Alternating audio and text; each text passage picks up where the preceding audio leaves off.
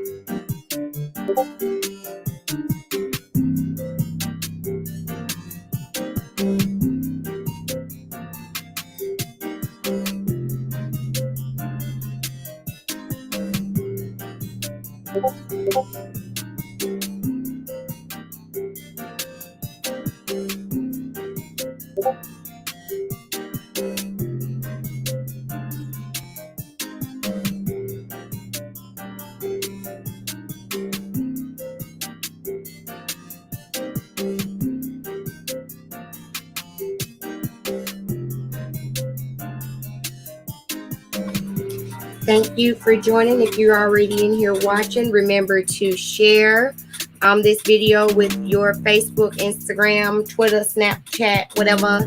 Make sure you leave a like so that YouTube knows that I'm producing some content that people want to see, so it'll push me in the algorithm and more people can come in here. And make sure that you leave a comment. Let me know that you are watching. We will be getting started shortly. Just sharing.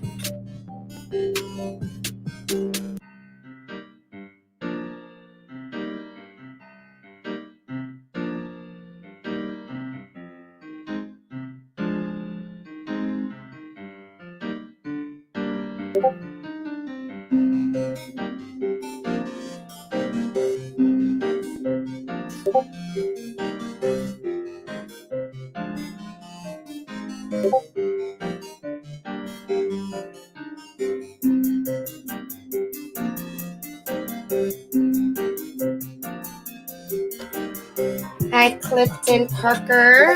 Shout out to Patreon in the building. We have another Patreon as well. Brittany Robinson. Hey, girl. Hey. Patrons have early access to my video, so I'm dropping a video today at 6:30. If you were in the Patreon, you had access to that video since Wednesday.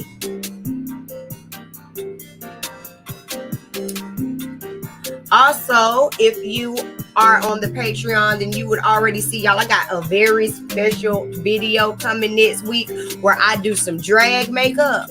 And my Patreons have a sneak peek of that video already. So if you're not in my Patreon, you're already missing out on some really good content. I'm just letting you know. Hey, Label Lifestyle TV, and welcome. Thank you for joining.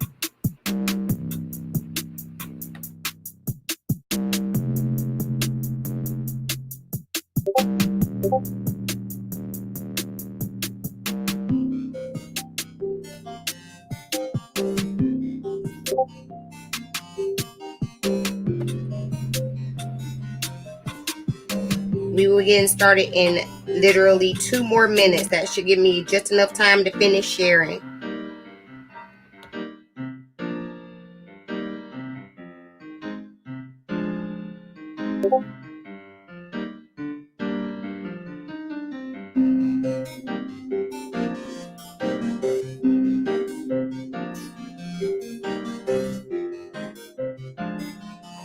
I'm glad you could make it too. Thank you, thank you. I always love it when I get my YouTube fam in here.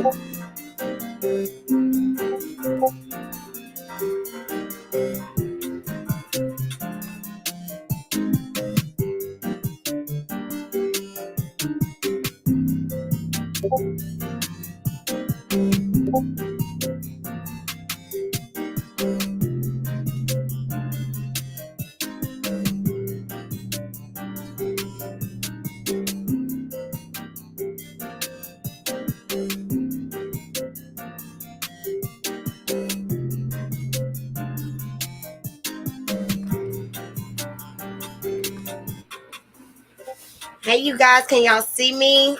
Hold on. Let me bring it down. Can you see me?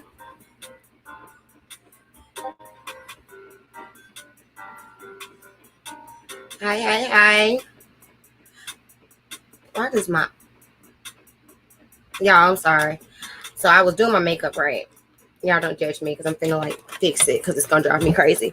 So I was doing my makeup and I used a powder puff for my under eye powder, but it ended up powdering this eye. And so if I look on camera, it looks like I have 2 completely different eye shapes, and that's going to drive me crazy.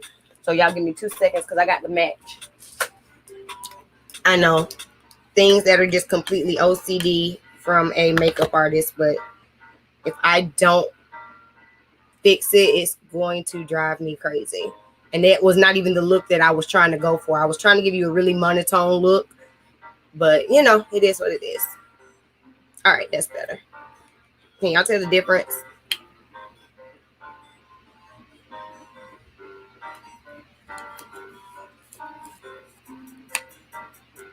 All right. It said do what you need to do. Thank you. Thank you. Thank you. You know I'm gonna get it right, child. That's what happens whenever I do makeup for a live. I'm always doing makeup to the very last minute. It never fails. And I've been up since like 9 o'clock this morning, and I still doing makeup to the very last minute. Thank you. Yes, girl. I'm summertime fine with my braids, child. Shout out to my other Patreon, Kamoya. She did them for me. They're knotless. So, you know, no tension on the hair. It's going to be cute for whenever I get in somebody's pool or water or something, hopefully soon. Hey, Zaya Rose. Hey, Elizabeth Gabrielle. Thank you all for joining. Thank you. Thank you. Y'all be my riders. Y'all be in here every week. Excuse me, y'all know we do this each and every week on Fridays from 3 to 6 for Finally Be Friday Live. Got it together. Finally Be Friday Live.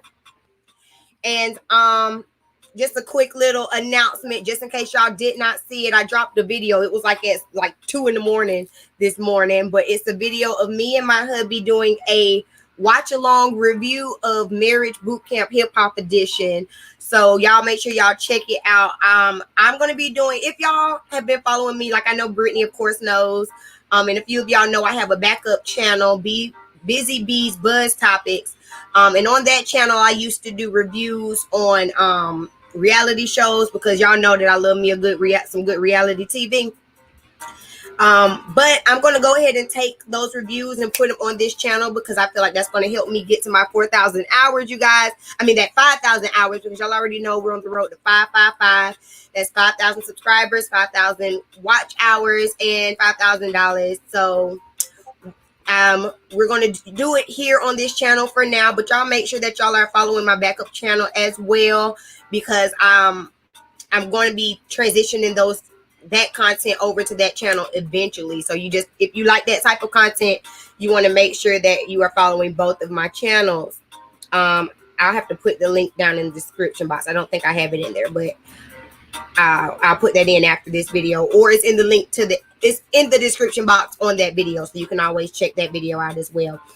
My hubby filmed with me. I got him on camera, so y'all make sure y'all go over on that video and give him some love, you know. All right, and I think I am done sharing for now. Y'all know I'm gonna still be sharing eventually, but I think I'm done for now. So before we get into the topic today, y'all tell me how y'all doing. How y'all doing today? Drop down in the comments. Y'all know that I love for y'all to be interactive in the comments. I see that I have the right number of likes, so that's always good too. And while y'all are dropping in and telling me how y'all are doing today, I'm gonna go over the house rules. The house rules are: make sure that when you come into the room that you leave a like. Make sure you leave a comment to tell me that you're here. You know, you don't come in somebody's house and don't speak. You know, come in here and you speak. And also, if you are supporting, if you're liking anything that I'm saying, you can always drop our emoji down in the chat. Our emoji is the sharing hearts emoji, because we share the love here on this channel. If you have a YouTube channel or Instagram that you would like to have shouted out, all you have to do is drop your handle down in the chat box, and I'll put it up here on the screen. Yeah, and I think those are all the rules. Let's just have some fun today. Let's have some candid discussions. I see Siobhan is working from home today. And Siobhan, I got my package. When was it? Yesterday. Hi, Kamara Jules. Hi. Thank you for joining. Yeah, so Siobhan, I got my package. I think it was yesterday. And Siobhan is a Mary Kay consultant. So I got me some of the satin lips. I love the satin lips and the satin hands. Those are my two favorite Mary Kay products. I have not done my satin lips treatment just yet, but I'm going to do a full facial tonight because I got a few craters that are trying to jump up on my face. I had to bust one before I got on camera today. But I am going to be using my satin lips. So if you are looking for any kind of Mary Kay products, y'all make sure that you check Siobhan Austin out. Siobhan, make sure you drop your handle down so I can put it up on the screen. And so that is actually, yes, girl, craters. But so that actually is perfect. That's going to bring us right into our topic for the day, and that is supporting Black businesses. So so again, if you want to check out another a small Black business here with Siobhan as a consultant for Mary Kay, make sure you go to her Instagram, and there you can find everything you need from there. Okay. So, but like I said, that brings us to our discussion for today, which is what it means to support Black business. And so I was talking with my friend Kamoya while she was doing my braids, and it got me to thinking, because like right now we're in a climate where everyone is, like extra pro-Black, like more pro-Black than I have seen anyone be my whole life. And while I am happy about that, people don't always know what that means and understand what that means. So I decided that I felt like we should sit here and talk about it today. Now, with us boycotting some of these bigger brands and things like that, if that is what you're doing, you have to start finding alternatives. And it's always a great time now, especially it's always a great time to go and support Black businesses. Many of them offer a lot of the same things that we're buying from these bigger chains. And so what does that actually mean to support Black business? I'll say, first off, supporting a Black business comes in a lot of forms. And a lot of times when you hear people say support Black business, a lot of times when you hear people say support Black business, you think, oh, well, I have to buy something. And that's not necessarily true. So the first way that you can support Black business is by sharing their social media, sharing their website or whatever with your social media. Remember, like I always say, sharing is caring.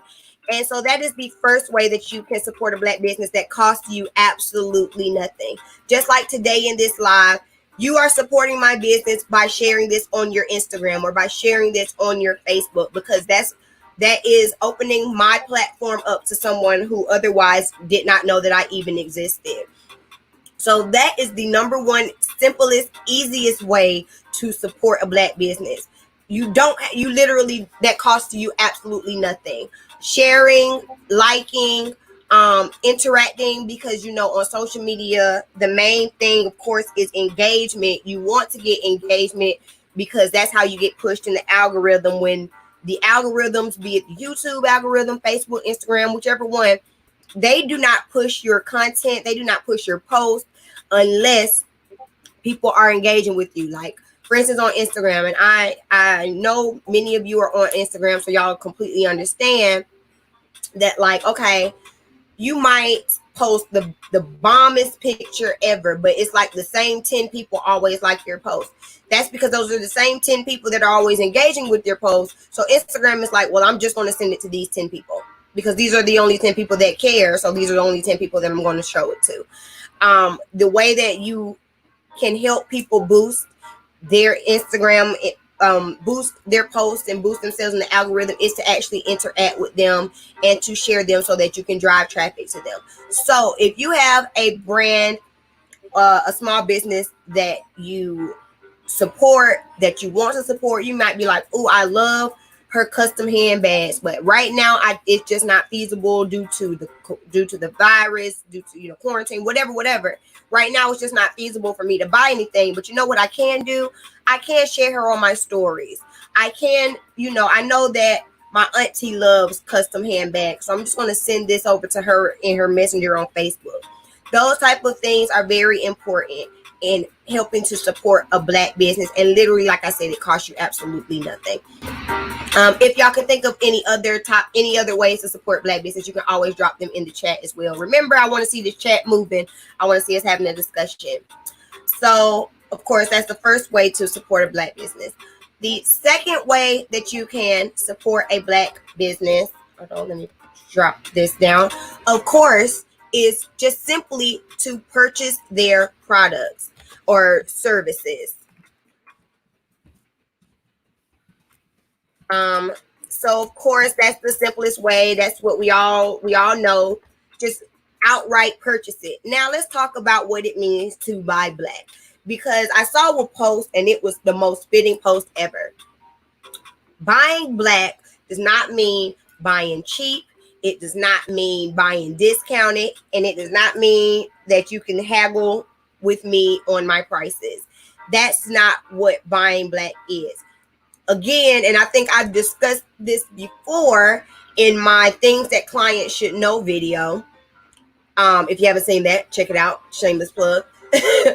But you don't go to Walmart and say, hey, I only have $10 today, so can I get all of these groceries for this $10 because that's all I have today?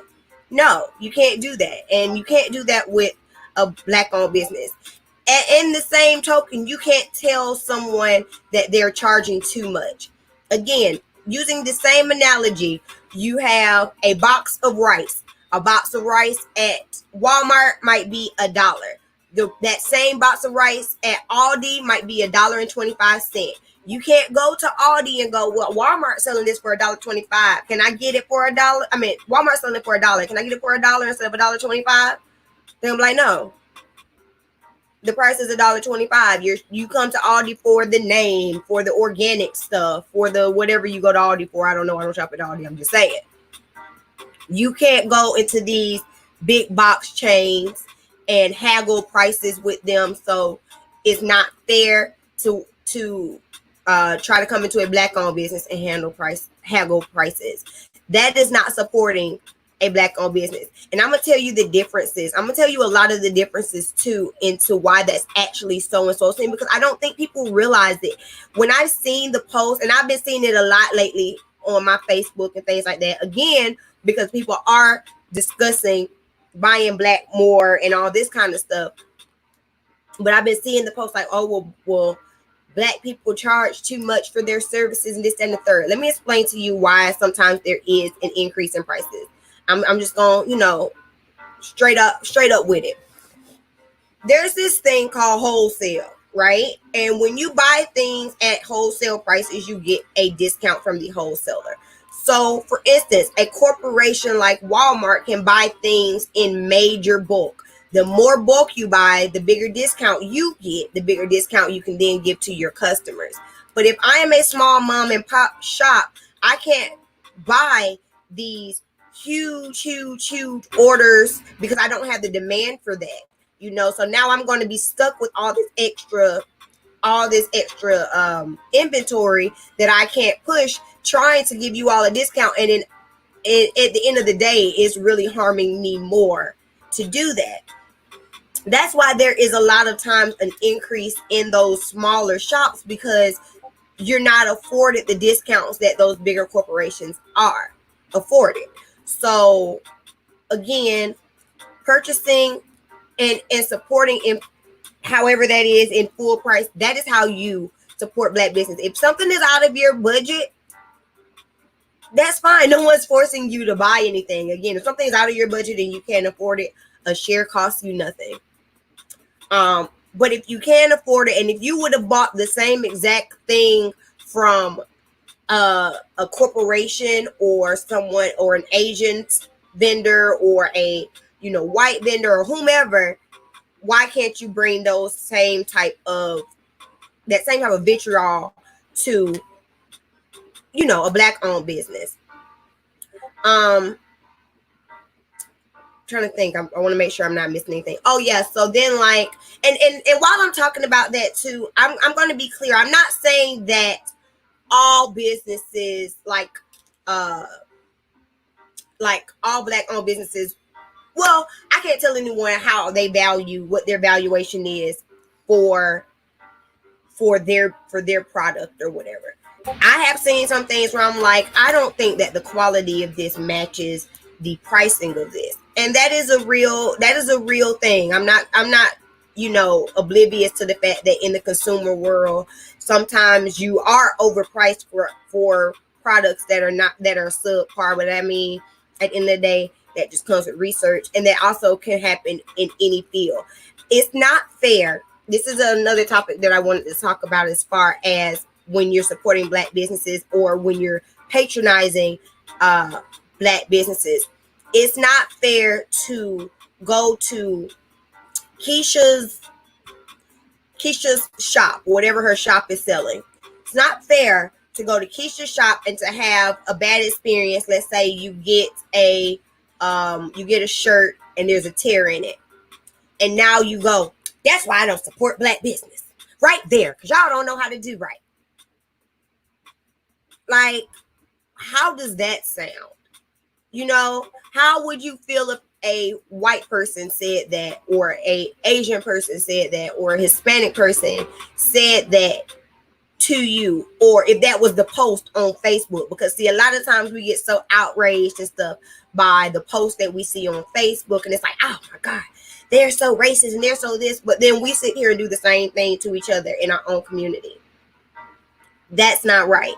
So if Keisha's shop has shady business practices, then don't go back to Keisha's shop. Maybe Tasha's shop is better. That's not fair to lump the entire Black business sector into one group because you had one bad experience. And that has been the rhetoric that we have said in our community for a very long time. And it's damaging. It's untrue, because I've come into contact personally. I know and if you agree, you can always drop it down in the chat. I see Siobhan is saying that she agrees.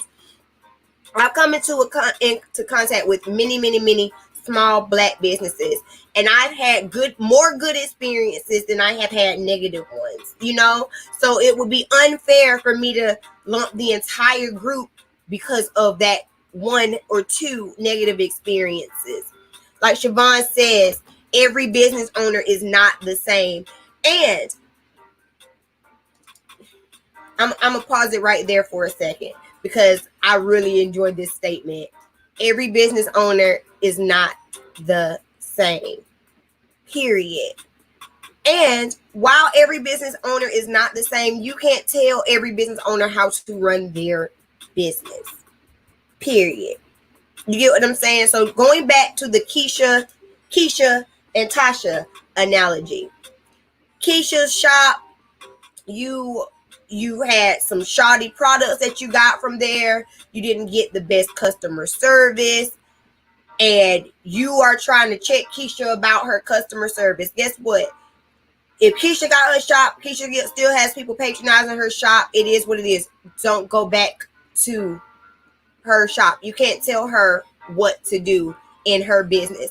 I see that a lot in the beauty industry. I think that's what makes me want to talk about it, because I see that a lot in the beauty industry, and it's so aggravating.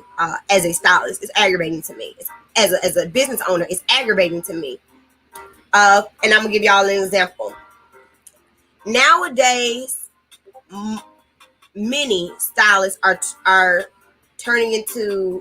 beginning to have to take deposits, or are accepting deposits before booking you for an appointment. And a lot of people don't understand why stylists are starting to do that. I've seen I'm always on YouTube, y'all. So I like to watch I love to watch hair salon horror stories. I love to watch stuff like that. And so I was watching a hair salon horror story the other day, right? And the girl was saying, yeah, and she asked me for a deposit, already scamming from the top, and da-da-da. Now, whatever her story, I mean, again, her story turned out bad. That would not have been a stylist that I would have, seen again. However, when she said that had hit me, and it had made me feel some type of way. I'm not going to lie, because I was like, how is asking for a deposit a scam? What's scamming about asking for a deposit? Especially in the climate that we're in now, because customers be out here scamming. You know what I'm saying? So then after she was like, asking me for a deposit, scamming already, but I sent her my $20 because, and she was like, the day of my appointment, of course I went to my appointment because I wasn't going to lose my money. Exactly. That's why people make you put a deposit. Y'all have no idea. I was working in a salon, and let's say on Wednesday I'm booked. Like, I'm looking at my book. I'm like, oh my gosh, I have no space. Someone calls. Hey, do you have an appointment on Wednesday? No, I don't. I am completely booked on Wednesday, but I can get you in on Thursday. Oh no, I have to get it done on Wednesday. I'm just going to look for somebody else. So now I've just lost money. And then Wednesday comes and my 1:00 appointment doesn't show up. For whatever reason, just doesn't show up. Then my 2:00 appointment doesn't show up. So now that's two people that I could have put in that spot, because you just decided that I'm just not going to show up. I'm not going to call. I'm not going to reschedule. I'm just not going to show up. So after that was happening consistently, and when I say it was happening consistently, not just to me, but to other stylists in the salon as well, just people making appointments and then just not showing up, guess what? You have to put a deposit down to book your appointment. And not only do you have to put a deposit down, if you don't show up, oh well. You just lost your money, because what you're doing is preventing me from my livelihood, for me from making more money. So I don't see a problem with deposits. And if you feel uncomfortable, and I understand that it's one of those things, people are leery about it. I'm on different hairstylist groups online, and you'll have people like, oh, I sent her a deposit, then I never got the appointment, or she was this or she was that. I get it. It's shaky on both sides, because again, from the stylist perspective, I'm not trying to book you and then you not show up, and now I've just lost my money, because literally me, if I'm not doing hair, I'm not making money. And that as a customer's or a client's point of view, I completely understand. You don't want to just be sending money to someone if you never gotten your hair done by them, you don't know them, this and the third. Again, That's why I say research is key. I'm gonna stop. I'm gonna put a pause right here and go in your chat because I don't want to miss too many. And I see it moving. Kamira Jules says, I agree. Things will happen with every company. They are not perfect. Doesn't mean they should be bashed. It also depends on the seriousness of the issue. Exactly. And if you have a serious issue, I completely understand that. But you can't just bash an entire sector of business. And I think that's what we've been doing a lot in the Black industry, and we need to stop. Siobhan says, but it's not uncommon in other businesses to have deposits and consultant fees. And that's the thing. I think a deposit is a very, it's a smart business practice. I think it's a smart business practice. And other businesses do, need deposits and things like that, and you don't question it. Either you patronize them or you don't. So why is it that it's always this pushback when we're shopping with our own? Kamara Jewel says deposits are necessary because your time is valuable and people need to respect your time. Time equals money. Yes, ma'am. Hi, Spencer family. Shout out to the Spencer family, another one of my YouTube fams. And Siobhan says we started doing that at my office because people would no call, no show way too often that it interrupted our flow. Exactly. And a lot of times with a lot of businesses, this people doing deposits is not a new business practice, but it's becoming more and more common, and that's because people are becoming more and more flaky. I'm gonna tell you, I'll give you like reasons are various reasons. Like let's say even with the hair salon industry, because that's the industry that I'm in, so I always relate it to that. But you can go across all sectors. Think about I see ya. Think about, okay, I want to get a pedicure. Okay, I want to get a pedicure. I call Lisa's Pedicure Palace. Lisa's Pedicure Palace. I done called her, and I'm like, hey, Lisa, I need a pedicure. I need a pedicure as soon as you can get me in. All right, well, I can't get you in until tomorrow at 1 o'clock. Okay, let me go ahead and book that appointment. So I'm sitting this, I booked the appointment. So I'm sitting here, I'm like, I really did want to get my feet done today, though. I really did. Let me get on the Googler. Let me get on the Googler. Oh, look at there. Look at there. I can go right up here to ABC pedicure station and get my pedicure right now. So let me just go ahead and run up here. You get what I'm saying? And now you've gotten your pedicure over here at Lisa's Pedicure Palace. You still have that appointment. You haven't canceled it. Now she's waiting on you the next day. You get what I'm saying? And that's literally kind of how it happens. I'm sure I'm optimistic enough to believe that people aren't just blatantly booking appointments to not come, or you know what I'm saying? So it just comes from a point of convenience, but it doesn't make it right, and it doesn't make me make any money. So I'll say that deposits and things like that, I totally agree with.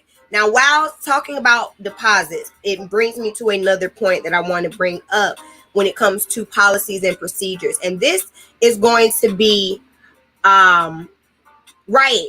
Always call ahead if you can't make it. Yep, you have. Yes, exactly. You have to be considerate. That's it. It's just about consideration. And a lot of times we just forget that. Well, some people, customers sometimes just forget that. Even business owners, sometimes you forget that. You have to be considerate though. But that brings me to the a section, because I don't want people to think that I'm just like badgering consumers and customers, because that's not true. We need to be able to talk to everybody, because we all can stand from doing better. So as small businesses, especially small Black businesses who are really trying to grow and trying to thrive, an area in which we can do better. An area in which we could do better is having written policies and procedures. That way, your customers have an expectation, and when things are happening or whatever, you meet that expectation. So I say that like, okay, we have Siobhan, we have Sia, we have the Spencer family. If I have written policies and procedures, I have a way that I do it, all of you will be sent out a notification to pay your deposit. Not I pick and choose who's going to pay a deposit. You know, everybody is going to go out and everybody's going to pay a deposit. You know, it's not going to be a how I feel type of situation. And business owners, things have to be fair. This is again in the hair industry. You can't have a policy for your customers that say, hey, if you 15 minutes late to your appointment is canceled. Okay, Kamara, I see you. You 15 minutes late to your appointment is canceled, and you owe me the full amount of your service because you have inconvenienced me, and now I lost some money. But then you're 15 minutes late to start your client. That's not fair. You know, if I'm a client and that's your policy, I'm gonna be like, wait a minute, hold up. So if I can't be 15 minutes late without you canceling my appointment and I still have to pay, that means you will never be late to start my appointment, right? You get what I'm saying? Y'all have it got to go both ways. So if it is, you know, oh well, if I'm 15 minutes late, you know, because sometimes we run late, what I will do is give you a complimentary deep condition, you know, or whatever. Or I make sure that I give you a call before time so that you are aware that I'm running late. These are the type of things when you're making policies and procedures for specifically a salon business, for any business, you have to think of it in your business mind, but you also have to be considerate of your consumers and your customers and make sure that it's fair and it's equally yoked. That way there's no confusion, because I know I would be upset. I know I would be upset if you cancel my appointment if I'm 15 minutes late, but then you told me you would cancel my appointment and I'm 15 minutes late, but then every time I come to you, you're an hour late and I don't get no discount for this or nothing. That's a problem. So I'm gonna take a break right here for one quick second and let y'all drop down in the chat. Tell me what are some more policies and procedures that you come across that you feel like are unfair. Give me some feedback, y'all. You know how I like to do. I like to hear from y'all in the chat. And while I'm hearing from y'all in the chat, I'm going to pull up one of my videos where I discussed things that clients should know. Again, these are things that are common practice in most salons. And although common sense ain't common, so although I think that they're common practice in most salons, a lot of people don't necessarily understand that. And so I'm hoping to shine some light, help some people out, make some things flow a little bit better for y'all, so that when you are patronizing your other Black businesses or Black salons or anything like that, you know what you're getting yourself into, and you're not going to be disappointed or you won't be disappointed or anything like that. That way we can build our communities up, you guys. If y'all haven't caught the thing here in the last few months or so, I really want us to build our communities up. You know what I'm saying? I really want us to support each other, patronize each other, because we're already being faced with so much what's the word I'm looking for?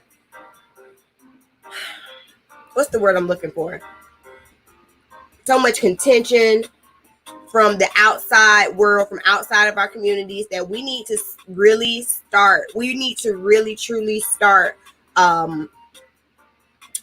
just banding together and building our communities up. And we shouldn't have the Black Wall Street back in Tulsa shouldn't have been the last time that we had a thriving Black community. We have more resources and more opportunity now to do it even than they did then. So we need to start building it up now. Before I play this video, I'm going to read y'all's comments really quickly. Siobhan says, that part gets me when I visit doctors. want clients to arrive 15 to 30 minutes early, but have you sitting waiting for an hour anyway. Now that's aggravating. And here's the thing, we do that with doctors, and 9 times out of 10, the doctors don't look like you. You know what I'm saying? So if we can get it together on our end, maybe we can make some things shake, make some things better. Brittany says, agree. I try to be on time or early for all my appointments. Look, y'all, I can't see. Let me put my glasses on, child. Brittany says, agreed. I try to be on time or early for all of my appointments. It bothers me when you are so late and you notify me way after my appointment time. Exactly. So that's what I'm saying. We have to hold each other accountable on all accounts. Business owners and customers. We all need to be considerate. Consideration. See, it says, I think it is understandable. I personally only had to do a deposit once or twice. Most of my beauticians, my glam squad, I've been with them for years. I call ahead of time, and most won't have to. And that's the thing. Like, okay, when it came to deposits, because I used to go to this girl in Atlanta who did my nails. Oh, I loved her. Shout out to Elena. Miss her so much. And I was going to her for a long time, and she didn't do deposits for everybody. If you were a returning customer, if she knew you, she didn't make you do a deposit unless you were late. Or you were a no call, no show. Then she would make you do a deposit. But if you were just like if you were a regular client that she's been seeing and she knew, she didn't make you do a deposit. And again, she had that written down though. You know what I'm saying? It was like, okay, if you are my consistent, because we know our clients and all that stuff. If you're a consistent client, or even if it's like, I had one client who I loved up here. She would be my client every Wednesday at 6:00. I could set my clock to her. She was always there. But let's say there's one day that she's late. It's unlike her to be late. So I would call her and be like, hey, what's going on? You okay? You good? Oh, I'm in traffic. I'm sorry. Whatever. So of course I wouldn't be upset with her. I would kind of bend the policy for her. I mean, we're human. We get it. You know what I'm saying? But a lot of times people just don't. I just think it's a breakdown in communication. So I'm hoping that we can all get better. At least I can start right here. See ya, AK. Fal, I know what you care. I'll be seeing the name and just go straight with it. Bree says, I don't have issues with paying deposits, but I do like to book multiple appointments, so I don't agree with having to pay for all of them. But that's understandable. Personally, just me, you have to pay your deposit at least a week before your appointment is booked. So if you book multiple appointments, that's fine, but I'll send a reminder the week before so that you can go ahead and send me that coin. Right, Siobhan, it's based on the client relationship. Exactly. Especially when you're in the service industry, you're building relationships with people. Like, I need a wax right now, but I don't want to go to any other esthetician but my esthetician, because I've been going to her for 2 years and I just don't trust nobody else with my legs. I just don't. I built that relationship, that camaraderie. And that's why I do like to support smaller businesses and stuff like that, because you actually have the capacity to build relationships. When you are in these corporations, you are client number 6524321.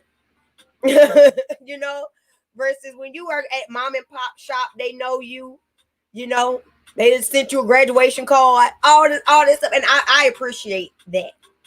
But I'm gonna give y'all a quick little clip of my things clients should know video, and then we're going to continue this discussion.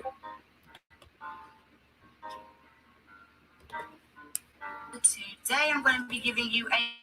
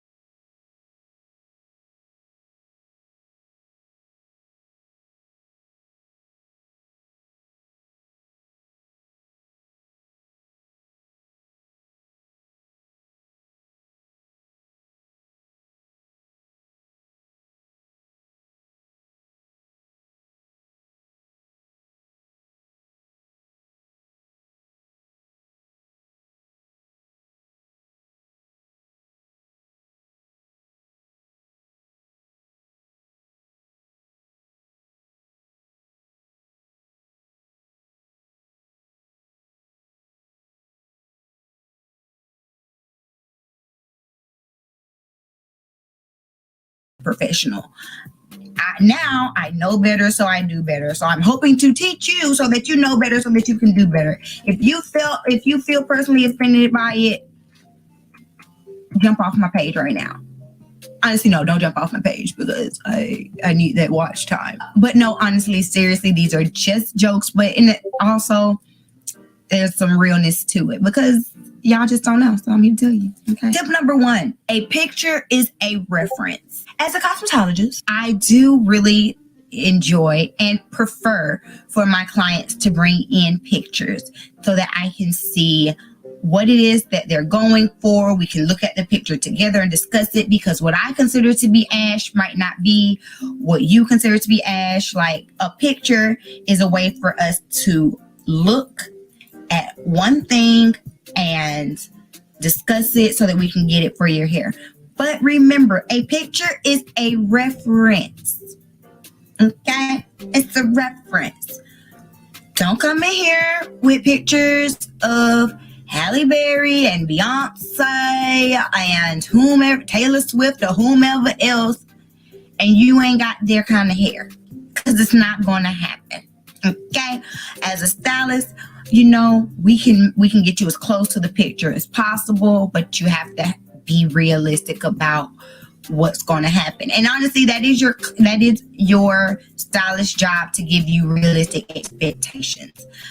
But you know, sometimes, even like, I know I've had some clients where they bring me a picture. I'm like, all right, we can do this, we can do this, we can do this, but it's not going to look like this. I'm going to get you as close to the picture as possible. But her hair, she has a very thick density. You're balding. It ain't going to look the same, but I can get you close. You get what I'm saying? So that's what I will say. Remember, a picture is a reference, but there's no way that you will get this exact picture. And that's even if you go to the same stylist, okay? You can go to the same stylist, they can use the same product, same formula, same everything. You're not going to get the same hair as the next person. So remember that. Tip number 2, appointments are importante. Appointments are muy importante. Citas son muy importantes. I don't know if that's exactly how you say it, but I'm going to try. I'm trying to learn Spanish, y'all. Don't judge me. As a working stylist, I live by my appointment book, okay? I can't speak for anybody else. I can speak for me. Me. I live by my appointment book. I don't like to run late. I like to get you in and get you out. I don't want to keep you all day. In order to get you in and get you out, you have to book an appointment, and you have to be on time.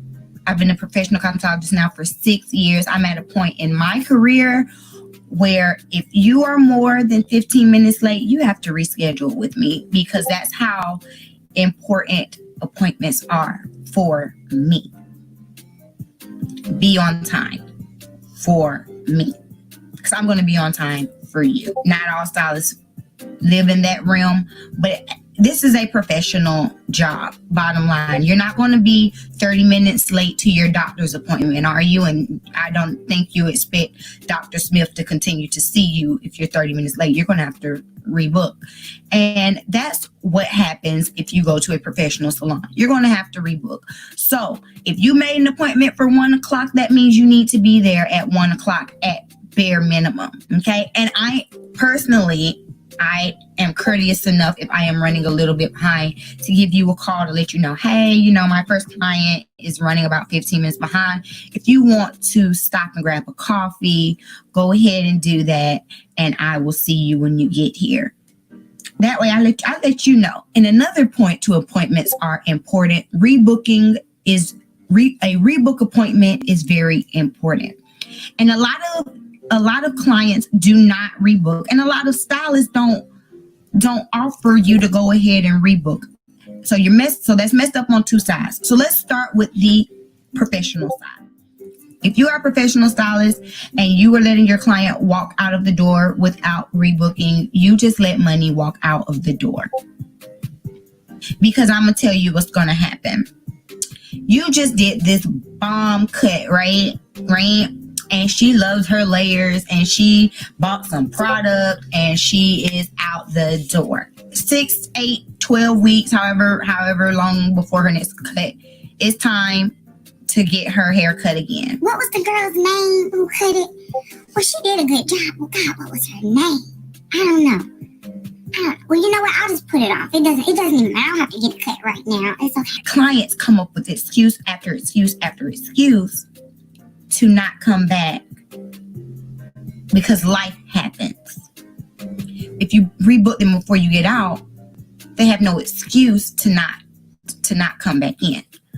Hi, Miss Linda. Yes, so the color that we did on you today, it came out beautifully, but in order to maintain this color, I'm going to have to see you back here in my chair in 6 weeks. So as of right now, I have, if you wanted to keep the same day and time, I have that appointment available. Would you like to go ahead and book that appointment before you leave? Well, no, I don't want to do that. I don't want to do the same time. Well, I do have such and such, and my book does get filled pretty quickly. So how about I go ahead and pencil you in for Saturday at 3, and if you need to change the appointment beforehand, you can call me within 24 hours before your appointment to reschedule if need be. That way you are going ahead and they're like, you know what, I like this. Yeah, let me go ahead and do that. Let me go ahead.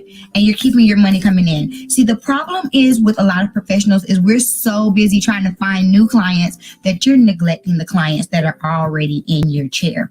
Keep the people that came to your chair in your chair. Clients. Now, this is for you. The reason why rebooking is so important is because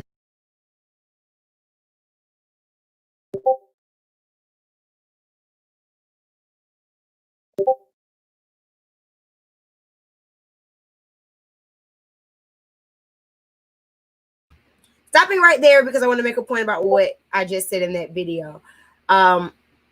So yeah, I was saying that we're so busy trying to find the next client and the next money and all of this kind of stuff. And a lot of times the reason why small businesses kind of feel like they got to hustle to find the next and this and the third is because it's like you're keeping your head above water, and it's counterproductive. You want to make sure that you are giving the best quality service, the best quality products that you can give your clients or your consumers so that they continue to come back and patronize you. So when I'm going back to supporting Black businesses and how you can support Black businesses is offering feedback. And that comes in many ways. So it can go in leaving a review on Yelp for them, a positive review on Yelp for them, or on their website or on their Facebook page. It also goes by, let's say you have some feedback that's not that great. Before taking it to the internet, if you can, I would suggest talking to the person again. Now, I want to be clear. When I say take it to the professional or whatever. You can't tell anyone how to do their business. However, anyone who wants to be successful in business is always open to some feedback. So letting them know, hey, you know, I really do want to patronize you, but this just kind of was an error that happened last time. And so moving forward, I hope that this, you know, I just want to let you know so that maybe it wouldn't happen again. I'm gonna give y'all an example of what of this particular point. So a few years ago, I got married down in Savannah, Georgia, and I hired a small Black business. We're going to call her Tina's Treasuries. Okay, Tina's Treasuries. I hired them to do the decorating for my wedding. All right. Now, when we hired Tina's Treasury, I'm not going to lie. Okay, first of all, she had done a birthday party for my mom. She did my mom's like 50th birthday party or something. And it was beautiful. Her decorations were beautiful. I loved it. I was like, yes, Mama, I want her to do my wedding. I don't want to have to think about it. My mom hooked her up with me, and my mom was basically like the liaison between me and her because I was not the bride that wanted to be involved in a whole bunch of stuff. I wanted to tell you what I wanted. You had free reign to do what you want to do. Just make sure that it's beautiful, and that's it. So Tina's treasury. I said, Tina, I love your work. These are my colors. These are my colors. This is my flower. This is all I want to be involved in. You figure out whatever you want to do. I'm fine with it. It's okay. She was like, okay, that's fine. That's fine. So we had our consultation. I told her, you know, this, and I told her what I wanted. So red flag number one. When she sent over the contract for the wedding, she had the wrong wedding colors on the contract. So she sent the contract to my mom, because again, I told you my mom was the liaison. So she sent the contract over to my mom, and my mom looks and she says, these Brittany, what are your colors? I was like, you know, lavender and light blue. Yeah, no, she got something on here about some gold and yellow or something. I was like, no, those aren't my colors. So, okay, you know, scratch it off. That's all right. You know, it is what it is. You might have a lot. You might be getting booked a lot. You could have just got the colors wrong. That's no big deal. She sent over an updated contract. I gave it to her. Now, of course, from the initial, pre-consultation, we'll call it, until when I actually got my contract, and after I told her what I wanted, you know, the price difference jumped up by $400.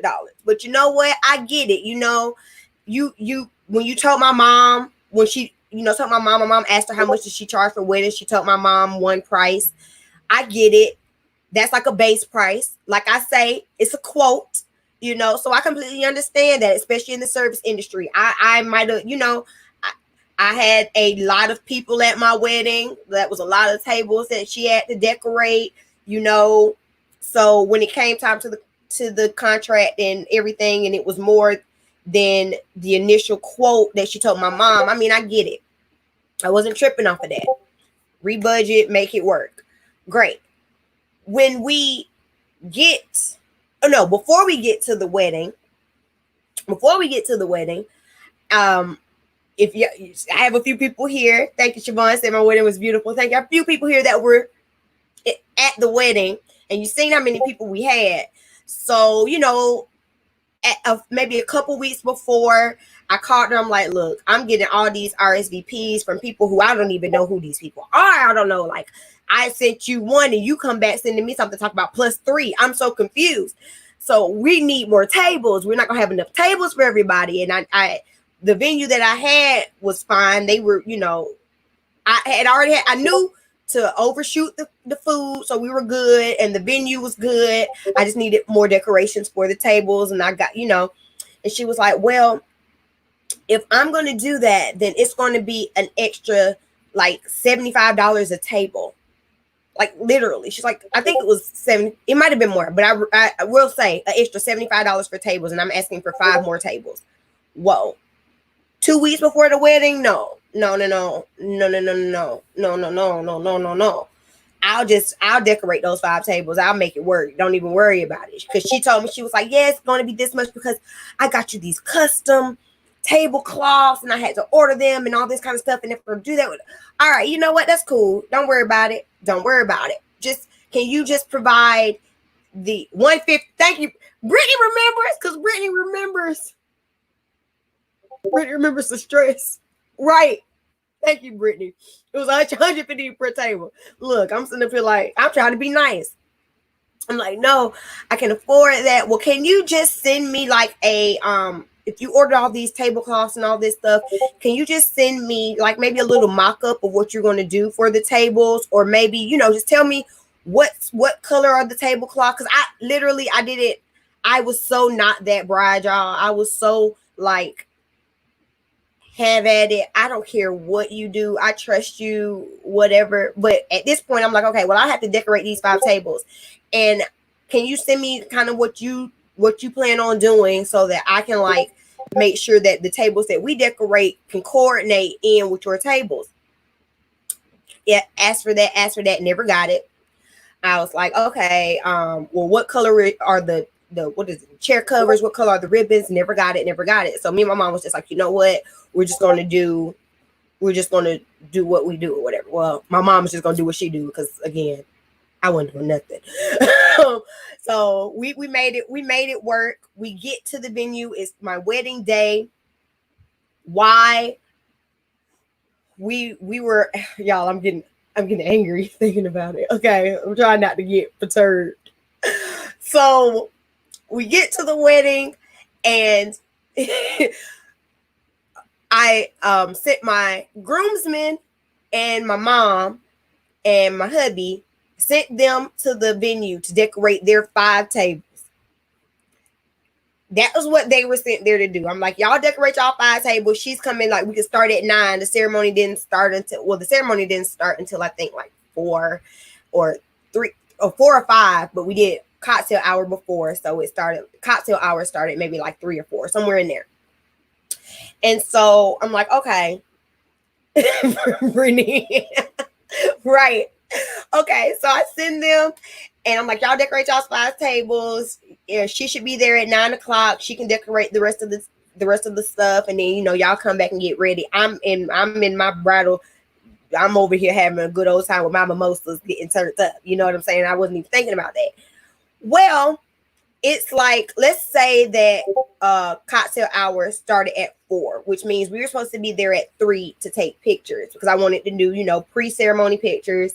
I want to get as many pictures done before the ceremony started, and the only pictures I wanted to do after the ceremony were the ones that me and my husband were going to be in together.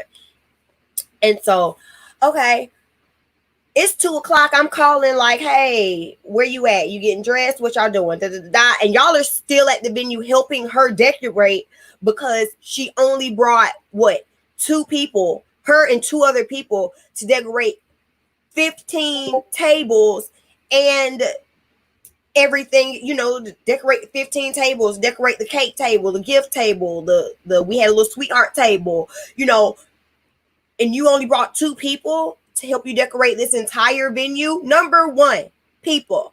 I paid a pretty penny. Ooh, my eye done started twitching. I paid a pretty penny to have this done. So I did not understand why you did not bring enough staff to help you finish it. You know what time it ended. Believe she got there tardy. So again, you got to do it. We have to do stuff decently and in order, y'all. Do stuff decently and in order. Get there on time. Bring enough staff to get things done. If this is your job, this is your business. You have been decorating for however long. You know how long it takes you to decorate a venue of 150 people with chairs, chair covers, ties, all of this kind of stuff. Why are my groomsmen and my husband helping you decorate the venue an hour before they're supposed to be back to take pictures? That's unacceptable. Unacceptable. That was the last snafu that I heard about her, because I had Brittany, who's in the chat, was amazing, and my mama were amazing at making sure that I did not come across the foolery, as Brittany says. They made sure that I was oblivious, because they, I'm super grateful. Did not know about half the stuff that went wrong until the next day. She didn't have the silverware for my which the 5 tables that my mom decorated. We made those the VIP tables. So that's where, like family sat, the wedding party, that kind of thing. I think some of my line sisters, like stuff like that. So she didn't have the silverware for them. My bouquet was the day of, I remember I looked at my bouquet and I thought it was pretty and everything, and it's a pretty bouquet. I still got it up here hanging. However, when you come down from your high of the wedding, you can start to see and notice things. Oh, my bouquet was another thing. Speaking of, though, my bouquet was another thing that had made me upset, because in our initial consultation, and she asked me, do you want real flowers or do you want fake flowers? I said, look, I'm gonna tell you like this here.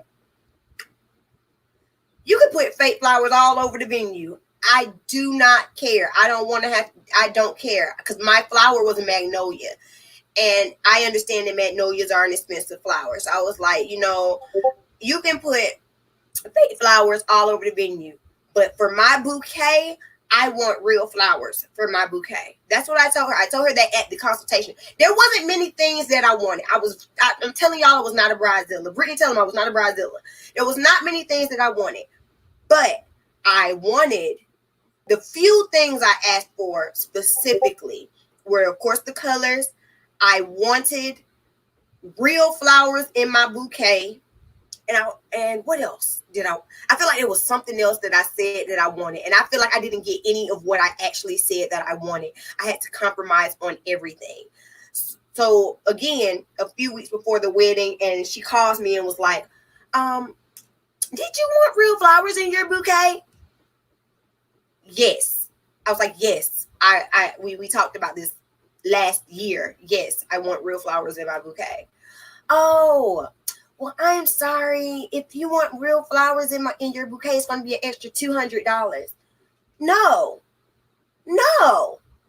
I asked you what would be the price difference. You told me there would be no price difference. I asked you, I asked you this, and you told me nothing. So hindsight being 2020, she was trying to nickel and dime me, y'all. And that's something that we do as small businesses. Not we, because I no, but that's what some small businesses try to do, is nickel and dime you, and all that does is make people not want to patronize you, and that's what perpetuates the stereotype of, this is why I don't shop with small black businesses. Now, mind you, if you just told me from the beginning, again, when we went from our initial just asking, how much do you charge for these type of services, from there to our contract, if you would just be upfront and just be like, this is what it is, whatever, then cool.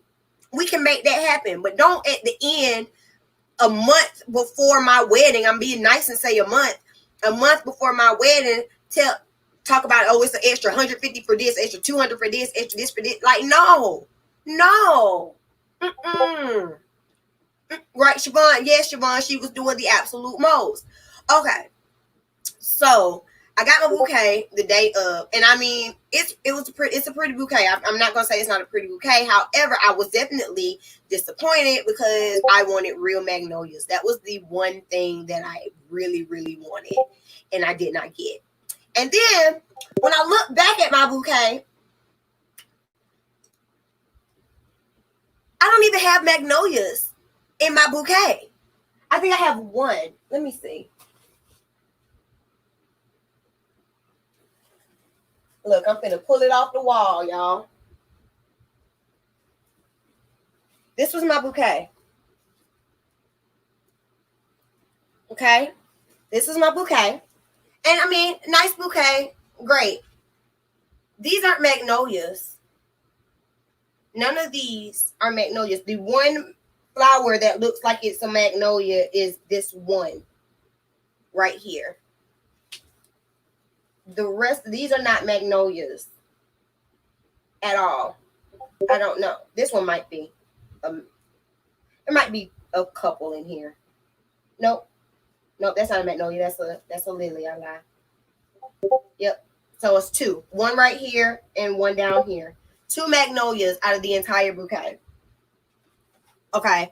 So again, right. Those are white roses fluffed. Exactly. Right. Okay. So that was something that was disappointing. So let's again, these are just all things that were upsetting. But she was a small business. We're trying to patronize her, and even more things. The tablecloths were wrong. Like, honestly, there was a list of things that were wrong with her services by the end of the day. By the end of the day, it was at least, I could have named you. I mean, it's been so long now, I can't remember everything. But at the time, I promise you, I could have named you almost 10 things that was wrong, that aggravated me about doing business with her. But to everybody else, the wedding was beautiful. I mean, I can't deny that I still liked my decorations. Everything was still beautiful. It was just the business part behind her was subpar. The business part was subpar. And so after the ceremony, after everything was done, now it's the next day. I'm with my family and stuff, and we're talking, and we're just downloading, and we're all. That's when I find out about all the other things that went wrong behind the scenes that I knew nothing about, and I'm off of my wedding high, and I can kind of think like, wait a minute, those weren't the tablecloths, or whatever,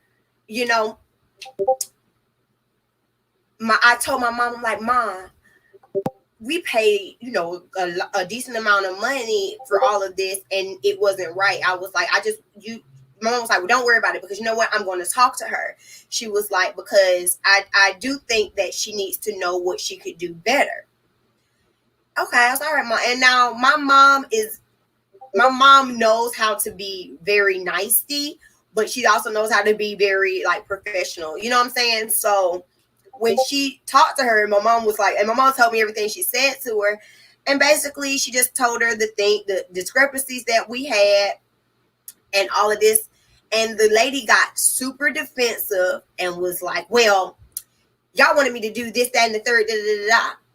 And my mom was like, well, that's what you said you were going to do. So, well, y'all, I discounted my prices for y'all to get this and to get that done, and I had to make this work. And my mom was like, well, no one asked you to discount your prices. We asked you what you wanted to have, like what was your price. We asked you that. You increased the price by X amount. So like we assumed that was the price you needed to have things done, And so after having the conversation, my mom was saying that she'd said it in she was just trying to give her feedback.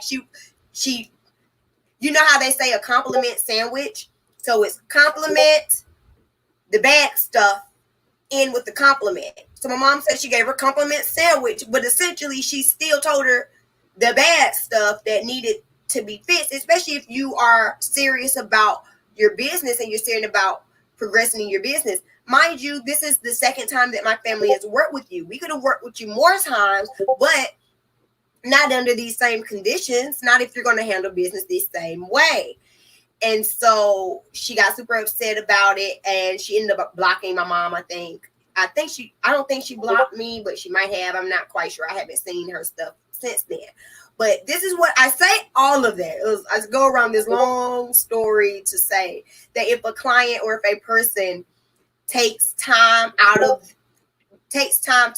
we never posted anything negative about her online or anything like that, but we did want to come to her and let her know some things that could be done better, or some things that we were upset about as customers, so that maybe, in the future she could do a better job. So as a business, you have to be open to honest feedback, especially when people are coming to you, really just trying to help, you know what I'm saying? Because if you're dealing with a Karen's just going to go on Yelp and write 3 pages about how awful you were, and we weren't trying to do that. So again, like I said all that roundabout story, roundabout tangent to say that offering feedback to businesses is always important. That's whether it's good or bad feedback, even if they're not receptive to the bad feedback. You need to hear it, because at the end of the day, that is what can be stalling your business overall. Siobhan says it sounded like she didn't really know her prices, so she was piecemealing as she went through. Yep. And those are white roses. Yeah, she should have plucked the magnolias from the tree outside. Exactly. We live in Georgia. We were in Georgia. There's a magnolia tree on every street. You could literally just throw me 2 in there. Throw me 4 right on the side. Just just you know what I'm saying? Like, it would have taken nothing to put some magnolias, some real magnolias, because that's, especially if that's all I asked for. That's all I'm saying. But I'm just, look, that was 3 years ago. It is what it is. She was saying, wow, why have a consult if not going to listen? Exactly. And again, I don't know if I got to that part in the video yet, but consultations are key, and price quotes are price quotes. And I understand that as a person in the service industry. I understand what a price quote is, so when and a lot of people don't understand that, so don't worry, we'll get to that part of the video. But again, a quote is just that, a quote. It is not the final price. Shut up, Alex. Shut up. I couldn't see. I can't see y'all comments without my glasses. But then, like, the glasses have a glare, so I take them off. Don't judge me. Brittany says, I think she didn't think you know the difference. I definitely know the difference between roses and magnolias, especially because magnolias are my favorite flowers. So, of course, I know. But again, the day of, I was just, on cloud nine. I just wasn't thinking about anything. But, hindsight. Anyway, like I said, I went off on a little bit of a tangent, y'all. I'm sorry. I'm just over here rambling. But I say all of that to say that's how you support. That feedback is another way for you to support a small Black businesses, be it negative or positive feedback. If you're going to give negative feedback, I suggest giving it to the business in person, and if they are a reputable business, or at least trying to do good, they'll at least try to rectify some things, or whatever. And if that doesn't work, then if you feel the need to, then leave a review online, and that way you can warn other people from patronizing that business, because we still don't want bad businesses to represent the whole Black sector of business. That's not right. So, quick recap. Remember, ways to support Black businesses is number one, to share their products, their content, their services. Share it on your social media, share it with your family, share it on Yelp. You can always write a review, be it on their website, their Yelp, their Instagram, their Facebooks. Make sure, because client experiences are always the best. Those are two ways that you can support a business without spending a dime. Number three, engaging in their social media content so that they get pushed in the algorithm. So just y'all being here on my chat, chatting, liking, leaving comments, all of that stuff is supporting my business. Number four is actually buying their products or their services, actually, spending money with them full price, not looking for a discount, not looking for a hookup just because. All of those things are ways that you can support Black businesses, and that's what it means to support Black businesses. If y'all can think of any more things, you can drop them down in the chat. Brittany said, I should have left a review. I would have been a Karen. I didn't even want that. I did not even want that. I just wanted her to know what she could have done better for the next event. I just knew at that point, when the way that she reacted to my mom, I knew I would never use her again or anything like that. But I just wanted her, but like I have so many friends in Georgia. I have so many people in Georgia. Like, she could have gotten so much more business had she at least just had better business practices, Thank you, Alex. Girl, that's because I be using my Charlene's Haven. Make sure you drop your website down in the chat. I use some of my Charlene's Haven for my skincare. She has some great African Black soap that I use as my morning time cleanser, as well as a nice tea tree oil that I use for when I get these little craters in my face. Like I said, that's why I'm doing a good facial tonight, and I'm gonna be using some of my products. So thank you, boo. Siobhan says, as a business owner, be open to it, and as a client, know difference between bad business versus preference. Exactly. Yes, bad business versus preference. People don't understand the differences. Yes, it might be your preference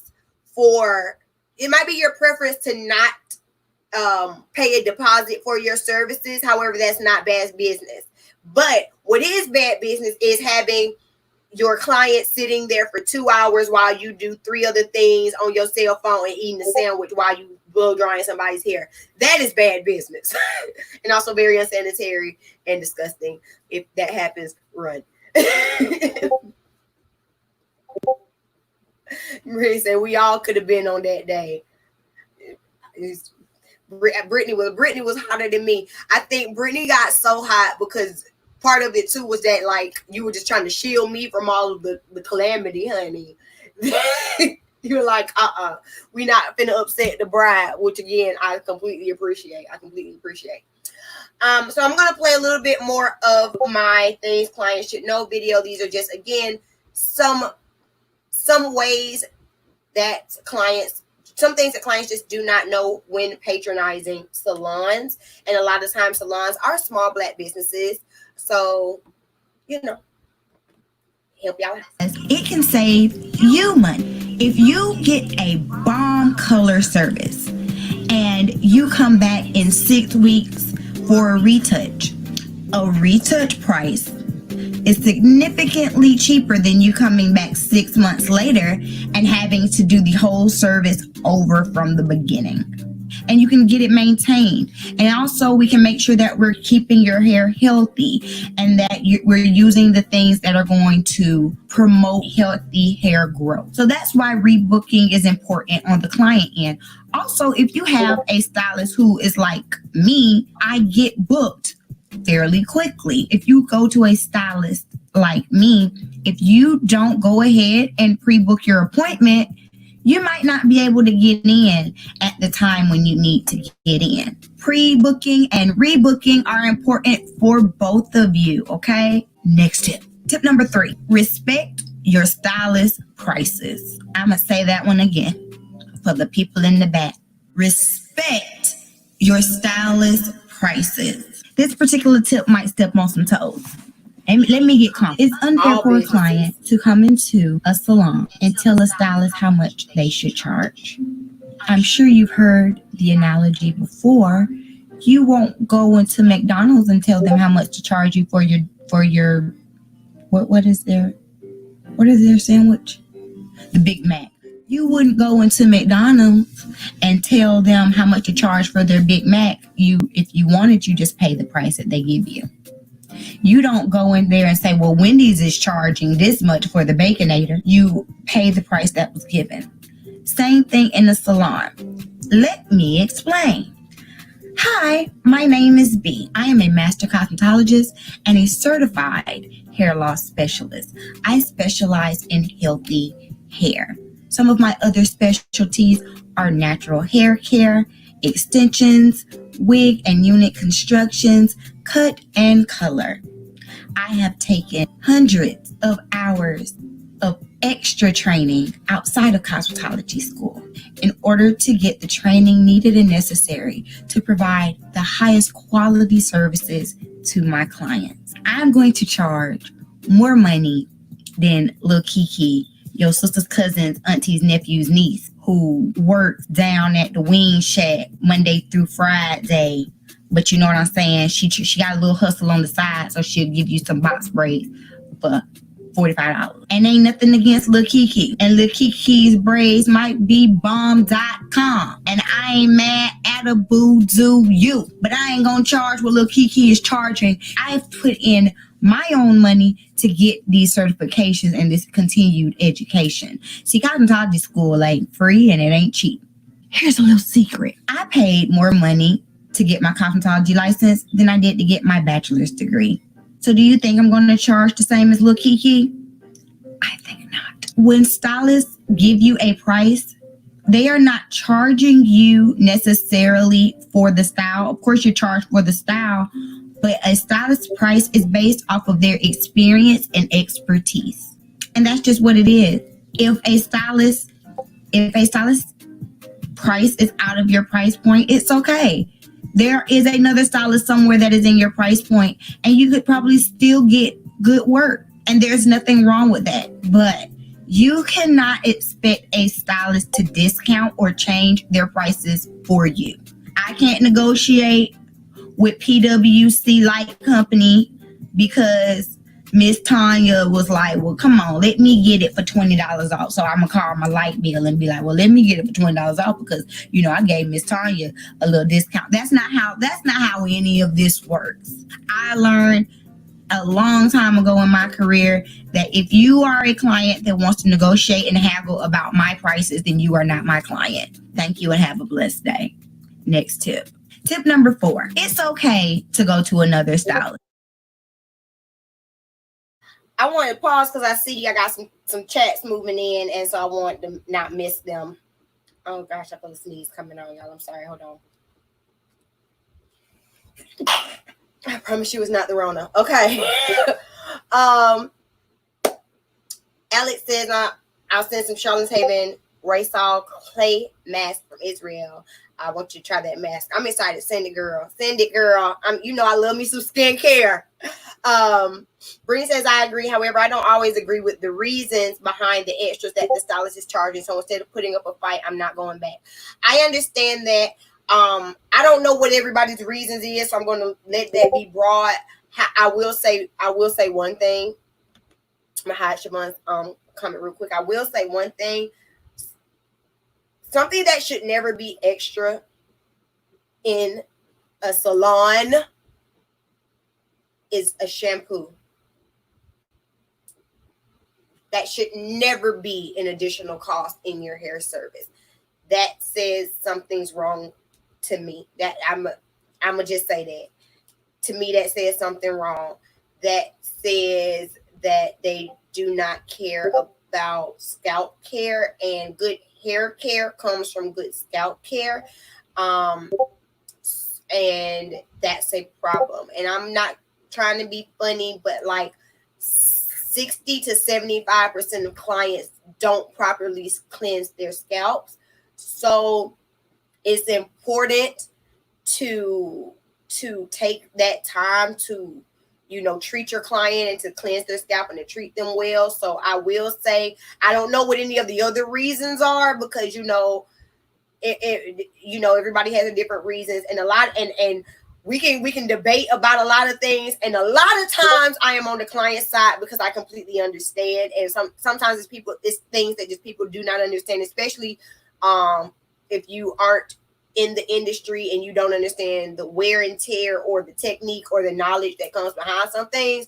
But shampoos in a salon by a professional, by someone with a license, should never, ever, ever, ever, ever, ever, ever be extra. And if they are, run. Sorry. That, those differences between bad business and preferences.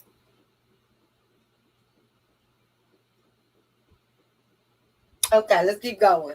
Okay. Just don't be a chair hopper. So let me explain what that means. For every stylist, there's a client, and for every client, there's a stylist. When you are picking a stylist, it is like picking a relationship. You are trusting your head, your beauty, your image to a complete stranger. So you need to be able to mesh with them and gel with them. So there is nothing wrong with seeking to find that stylist that is a perfect fit for you. But do not be a chair hopper, because there is a difference. Sometimes it takes more than just one time to figure out if a stylist is your stylist. For instance, you come to me, you like how I did your hair, or you liked it, but there was a little something off that you wanted tweaked. Come back, tell me, talk to me. It's an open dialogue. Again, it's a relationship. After maybe a few times, if you're like,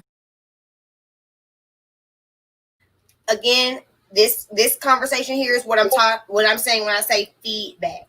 Feedback is important. Feedback is important in all businesses. And you know what? Another thing, you want to know why feedback, how important feedback is? Feedback is so important that these big corporations like Walmart, like Dairy Queen, like Popeyes and all this stuff, they give, well, I don't know if Walmart does, but I know Dairy Queen and Popeyes for sure do, because I do. I do the surveys. They ask you to do surveys. They are asking for feedback. And if you do that feedback, then they give you something. Oh, I will give you a free dilly bar, or I'll give you a free chicken sandwich, or whatever. The reason why they do that is because feedback is so important. And they realize that feedback is important. They realize that in order to get feedback from people, that we need to offer them something, or else they just ain't gonna say nothing. Or I went to Lowe's and they're like, "Oh, if you do this, you get entered into a $200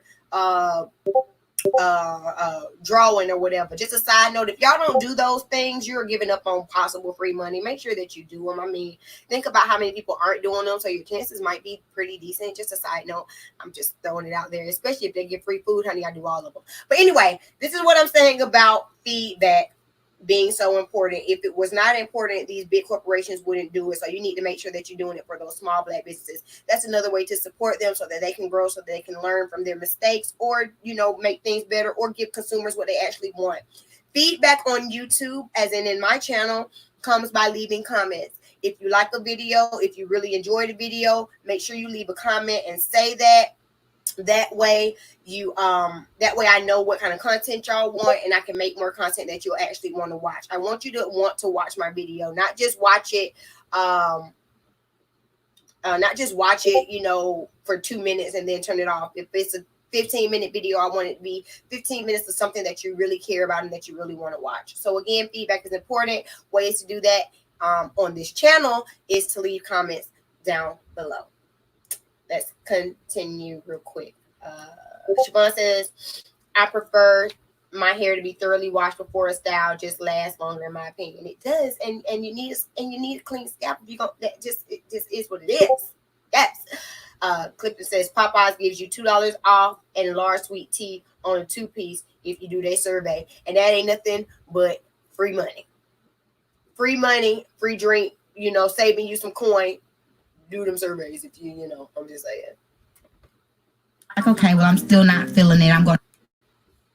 That's fine. So don't be a chair hopper. Make sure that you are taking time to build a relationship with a stylist. I understand that it may take time to find that stylist, but I always say at least give someone 2 times, unless they like completely butcher your hair. That's different. But I say give a stylist at least 2 times. 2 to 3 times of doing your hair so that they can kind of learn your hair. You know, when you just walk in off of the street, I don't know you, you don't know me, I don't know your hair, I don't know how it reacts to different things, I don't know what products your hair uses yet. I mean, think about it. You have your hair and you don't know what products to use, and it's been your hair your whole life. So you expect me to know exactly what products to use on your hair after one time of seeing you? That's unrealistic. Even as a professional, it's unrealistic. I can assume what will work. I can try some things out. Some things might work, some things might not.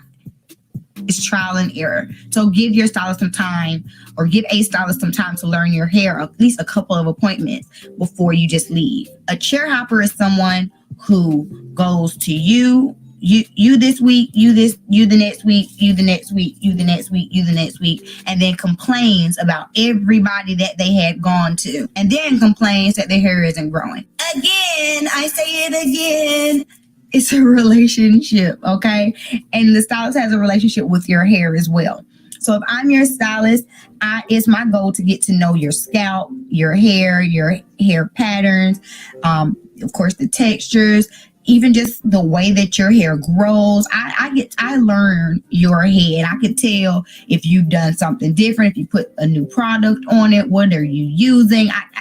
I am very in depth with my clients. I tell them your hair is my hair, and I don't have bad hair. If I have that relationship with my clients about their hair, I can't do that if you're jumping to someone every other week. And every other week, people are using different things on your hair. So you can't attribute one thing to why your hair isn't growing, because we don't know what's happening. You don't have a routine.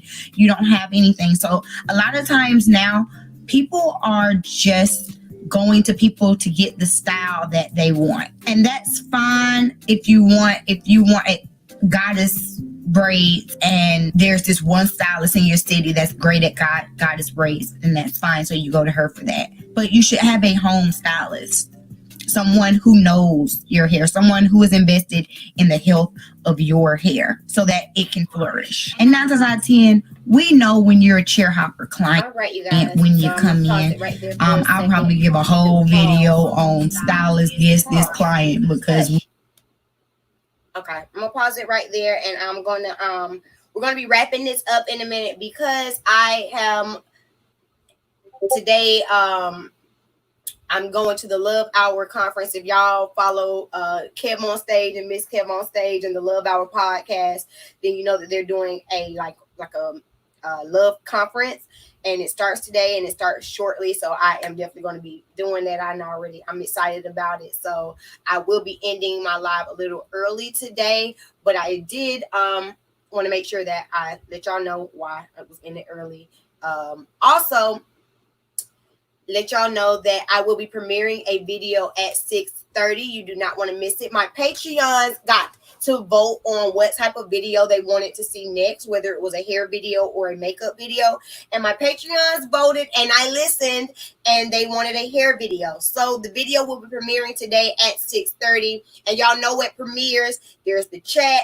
I talk with y'all. We talk about the video. We watch it. It's like a live watch along. We watch it together. So make sure that y'all come back to the channel at 6:30 to see the premiere of that video. It's going to be a video discussing the Rev Air, Reverse Air blow dryer. Also, if you were on the Patreon, then you already have gotten the sneak peek to my drag makeup video. Y'all have no idea how much fun this video was to shoot. I did a full face of drag makeup. I mean, real life RuPaul Drag Race All-Stars makeup, honey, and you do not want to miss that video. That video will be premiering next Friday for Face Beat Friday, and it's going to be a really good video. It might be a little longer than usual because I will not be live next Friday. We are going on vacation, honey, so I will not be live next Friday, unless I'm with my friends and they like, hey, we can go live. But now I'm not planning on going live, so we'll just see. We'll see what happens. But just, keep an eye out. If you follow me on Instagram, make sure you keep an eye out or whatever. Make sure you have your notifications turned on, your notification bell, so you always get that ding when I post the video. I want to show y'all a clip from the drag makeup. I really do, but I don't know if I should. I don't know. I tell you what, if my Patreon say that I can, then I'll show a short little, like a little teat of it. But if my Patreon say no, then I ain't gonna show nothing. So Patreon, y'all drop down in the chat. Y'all tell me if y'all will allow me to share it. If not, I ain't gonna share it. Y'all have to see it next Friday. But it was so much fun to shoot. It was so much fun to shoot. I had a good time. I didn't even look like myself after shooting that video. It was so much fun. Also, I'm gonna put a post on my community tab for suggestions for more topics to discuss during Finally Me Friday lives. If you have any suggestions for anything, any questions that you want to have answered, anything like that, you can always drop it down on that post. So I'm going to post that sometime today, and I'll probably repost it a few times on my Instagram so that people will come and post and let me know what y'all would like to continue to talk about. I really do enjoy these. Of course, I enjoy the pro-Black topics. I'm trying to think, is there anything else that happened that was big over the week that we can kind of close it out with, since we've already talked about supporting Black businesses. Let me think. Kanye's crazy. He's not actually running for president, y'all. Please don't feed into that foolishness. Let's see what else happened. 50 Cent, Lil Wayne, nobody wanted y'all. Nobody would date y'all unless y'all had money anyway. Just because only people date y'all because y'all have money anyway. What else? Arrest Breonna Taylor's killers. Hamilton was amazing. If you didn't see it, make sure you do. I'm just trying to give y'all. Wait a minute. Hold on, y'all. Will just says Jada Pinkett Smith admits to relationship with August Alsina on Red Table Talk. Wait a minute. We got to pull this up, y'all. I can't. Hold on. Where's my mouse at? I done got excited. Wait a minute. Exit out of this. We can watch this together really quickly before we get up out of here. It's a little 5-minute clip. Let me pull it up on Facebook. Hurry up. Move, computer. This is why I need a new computer. It's not moving fast enough. Wait a minute. Now I got to, oh shoot, I'm logged into the wrong account. Hold on. Gotta switch accounts. Oh, you had a baby? Well, congratulations to you. I ain't gonna say his name on the YouTube, but shout out to him who had a baby on the Facebook. Okay, hold on. Let me get in here on the Facebook, honey. Say Jada admitted it. I mean, well, but no, her representative said no, it was a lie. We knew it wasn't a lie when it said it. No, don't know. Come on, y'all. Wow, y'all. Yeah, I'm sorry. It's the computer. It's moving slow. This is why you know the coins that my Patreon give me go towards building this channel, honey, so that I can upgrade my equipment for it to move fast. I'm trying to see the doggone video, and it is moving at a glacial pace. Right. The tea is hot and it's moving at a very glacial pace, and it's about to upset me. I'm trying not to play it on my phone. Come on. Move. Cliff, get off of the doggone internet. Are you streaming down there?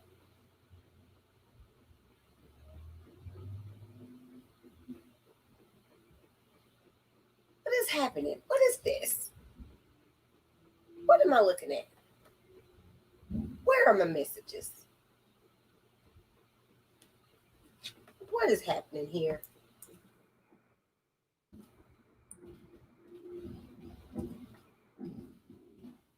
Oh, effing G. I'm gonna have to play it on my phone, y'all, because this is acting stupid and it's about to tick me off.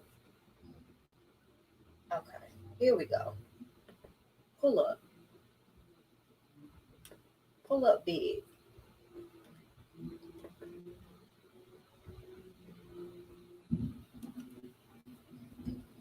Y'all bear with me. I'm trying to get it. I'm trying to get it to work. I'm sorry.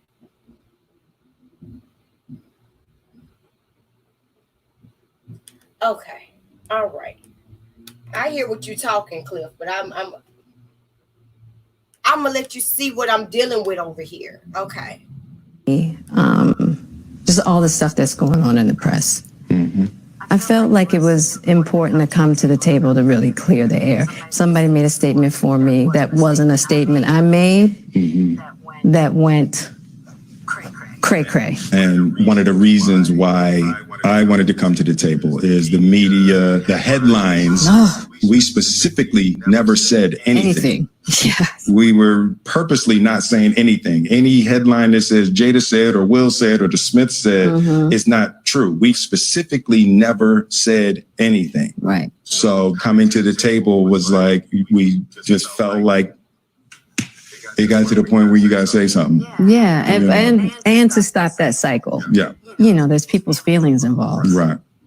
Right. You know, and at the end of the day, I don't like how all of this came to be. Mm-hmm. That doesn't matter. Mm-hmm. It's all love, mm-hmm. honestly. And I would usually not, you know, that would be something I wouldn't comment on at all. Yeah. You know, and I feel like it's a situation that I consider private. Just feel like it ain't really nobody's business. Yeah. But now Black Twitter has claimed it as their business. But, you know, I feel like it's healing that needs to happen. Mm-hmm. And I know there's a lot of stuff going on in the world right now. Yeah. Even though this is minuscule, I do feel like it's these kinds of things that create the world that we're in. Mm-hmm. And the idea of not communicating, not talking about it, not clearing the air, and just being as transparent. Mm-hmm. Just being transparent. And I'm here with you. Yeah, I thank you for that because you've been on a hell of a journey with me. So that's what we're going to start with. We're gonna Is that start this with- is a very personal journey Yeah. that became very public Yes, absolutely. for whatever reason. So what happened, Jada? Okay, so let's start with, I guess about 4.5 years ago. Yeah. I think it was about 4 years ago. Started a friendship with August. And we actually became really, really good friends. And it all started with him just needing some help.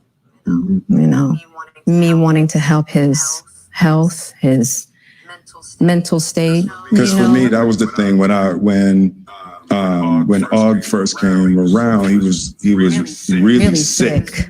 He was really, know. really sick. Yeah. And the outpouring for him from our family was initially about his health. Yeah. And I mean, we found all those different resources, you know, to help pull him through. And from there, you know, you and I were going through a very difficult time. Yeah. And we decided. I was done with your ass. Yeah, you kicked me to I the was curb. done with you. Yeah. Marriages have that, though. Marriages have that. Yeah, we broke up. We decided that we were going to separate for a period of time, and you go figure out how to make yourself happy, and I'll figure out how to make myself happy. Well, at that particular point in time, it was indefinite. Yeah, I really felt like we could be over. you know? No, we were over. And then what did you do, Jada? Well, you know, I think from there, you know, as time went on, I got into a different kind of entanglement with August. She wanted to make that very clear. Oh, we were over. Oh, we were over. All right, Jada. Come on, let's go. What else? One thing I want to get clear about and clean up, one of the things that was kind of swirling in the press about you giving permission, which is, you know, the only person that can give permission in that particular circumstance is myself. Yes, exactly. Yeah. But what August was probably trying to communicate, because I could actually see how he would perceive it as permission because we were separated amicably. Yeah. And I think he also wanted to make it clear that he's not a homewrecker, which he's not. I think so. I mean, because this is your red table and you like brought yourself to the red table. I think you need to say clearly what happened. As far as what? You and I. Because let me tell you something. I'm gonna pause right here because see, Will said, "Look, I need you to say what's clear. I need you to say what clear happened." Because let me tell you something. Jada and Will, and they have done this a lot in the past, even over the past like couple years. When people ask them, "Are y'all in an open relationship? Are y'all swingers or whatever?" They are very meticulous in what they say. I understand that because I'm that type of person too. I say what I mean what I say.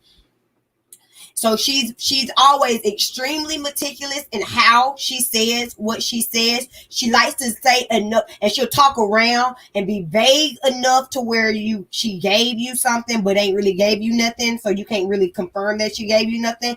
Like there was an interview back last year where she was on, I want to say Watch What Happens Live with Andy Cohen, and he asked her about them being in an open relationship, or he asked about being in an open relationship, and she laughed and redirected it to something about being swingers or however she said it. When she said what she said, the way she said what she said it, I wish I could find the clip, but we weren't supposed to talk about this today. She confirmed that they were in an open relationship to me. You know what I'm saying? I said that when I did that live, what was it, last week with my hubby. She said it to me then and she confirmed it. So what Will is saying, stop beating around the bush, Jada, because you're good at it, and say what it is. Make it plain. Hallelujah. Make it plain. I decided we were going to take our space, and what happened? Yeah, and then I got into an entanglement with August. That's what I said. An entanglement? Yes. Yes. A relationship. Yes, it was a relationship. Absolutely. I was in a lot of pain and I was very broken. Now, in the process of that relationship, I definitely realized that you can't find happiness outside of yourself. Mm-hmm. And luckily enough, you and I were also going through a process of healing in a much different manner. I would definitely say we did everything that we could to get away from each other, only to realize that that wasn't possible. So we come to the red table. So I'm in the Jada position right now. So Okay. you. All right. So that was just a little clip, y'all. I guess you'll have to go and go to YouTube watch the whole video. That was as good as we're going to get to Jada. I mean, what she said they're in a relationship after Will had to sit up here. I got an entanglement. What the heebie-jeebies is an entanglement? Boo, say what you was into. Them legs was entangled. Them body parts was tangled. That was a tangled. Okay, but bottom line is she is admitting it, even though we all already knew it. I appreciate her admitting it because there's no point in sitting up here continuing to lie. And like people were saying, Cliff even made this point last week that she goes and she brings everybody else's dirt to the table, so you got to be able to own your ish. You know what I'm saying? And right, Siobhan. That's all she had to say. Me and August was out here getting it and bumping uglies, and it is what it is. But she got to make it sound all extra and make it clear that her and Will were broken up and all of this kind of stuff. Hey, it is what it is. See, that's why I say it again. You don't know nobody's relationship. Don't make nobody your couple's goals, because you don't know what go on in their house behind closed doors. Everybody who talking about I want that Will and that Jada love, do you? Is the song gonna change till I want that Will, that Jada, and that August love? I mean, it's gonna change. Y'all ain't gonna keep me on here. I got a love conference that I'm finna go to so that me and my husband can work on our love. But I love y'all. I will see y'all at 6:30 for the premiere of my latest video. And make sure that you come back for my what video is it? My drag video next Friday, again at 6:30. My videos premiere at 6:30. Also, make sure you check out my last video about marriage boot camp. We heavy on the love today, so make sure you check out the video recap and review of marriage boot camp, and I will see y'all next time. Peace.